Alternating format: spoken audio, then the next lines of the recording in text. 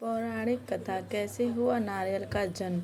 हिंदू धर्म में नारियल का विशेष महत्व है। नारियल के बिना कोई भी धार्मिक कार्यक्रम संपन्न नहीं होता है। नारियल से जुड़ी एक पौराणिक कथा भी प्रचलित है, जिसके अनुसार नारियल का इस धरती पर अवतरण ऋषि विश्वामित्र द्वारा किया गया था। आज हम आपको नारियल के जन्म से जुड़ी यही कहानी बता रहे हैं।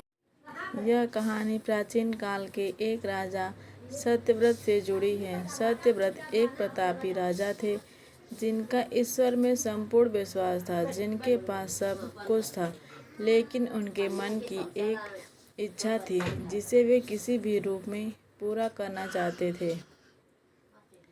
वे चाहते थे कि वे किसी भी प्रकार से पृथ्वी लोक से स्वर्गलोक जा सके। स्वर्गलोक की सुंदरता उन्हें अपनी ओर आकर्षित करती थी, किंतु वहां कैसे जाना है यह सत्यव्रत नहीं जानते थे। एक बार ऋषि विश्वामित्र तपस्या करने के लिए अपने घर से काफी दूर निकल गए थे और लंबे समय से वापस नहीं आए थे।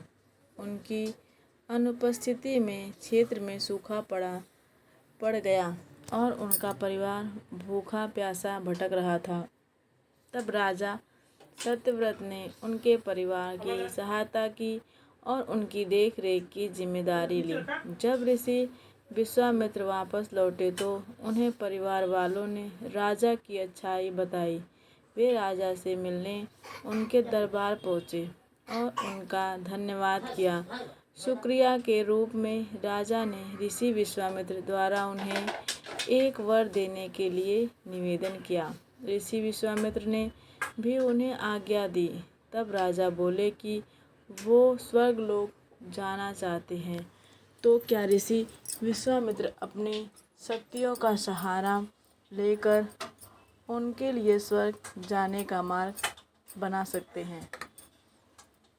अपने परिवार की सहायता का उपकार मानते हुए ऋषि विश्वामित्र ने जल्द ही एक ऐसा मार्ग तैयार किया जो सीधा स्वर्गलोक को जाता था। राजा सत्यव्रत खुश हो गए और उस मार्ग पर चलते हुए जैसे ही स्वर्गलोक के पास पहुँचे ही थे कि स्वर्गलोक के देवता इंद्र ने उन्हें नीचे की ओर धकेल दिया। धरती पर गिरते ही राजा ऋषि विश्वामित्र के पास पहुँचे और रोते हुए सारी घटना का वर्णन करने लगे। देवताओं के इस प्रकार के व्यवहार से ऋषि विश्वामित्र भी क्रोधित हो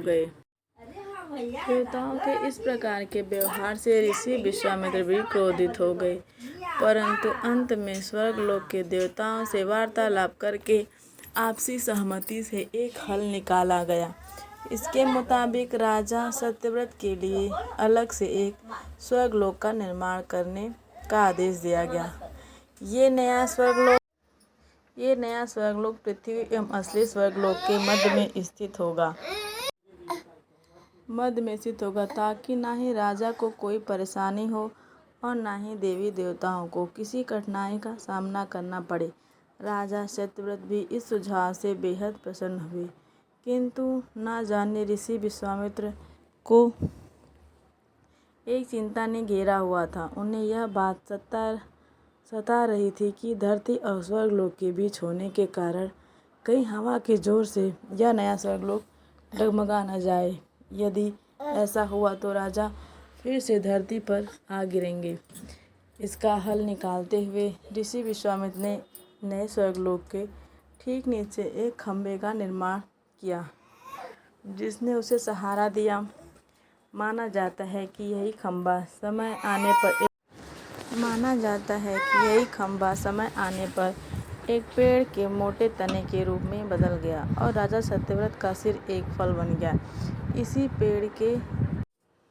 इसी पेड़ के तने को नारियल का पेड़ और राजा के सिर को नारियल कहा जाने लगा। इसलिए आज के समय में भी नारियल का पेड़ काफी ऊंचाई पर लगता है। इस कथा के अनुसार सत्यव्रत को समय आने पर एक ऐसे व्यक्ति की उपाधि दी गई जो ना ही इधर का है और ना ही उधर का, यानी कि एक ऐसा इंसान जो दो धुरों के बीच में लटका हुआ है।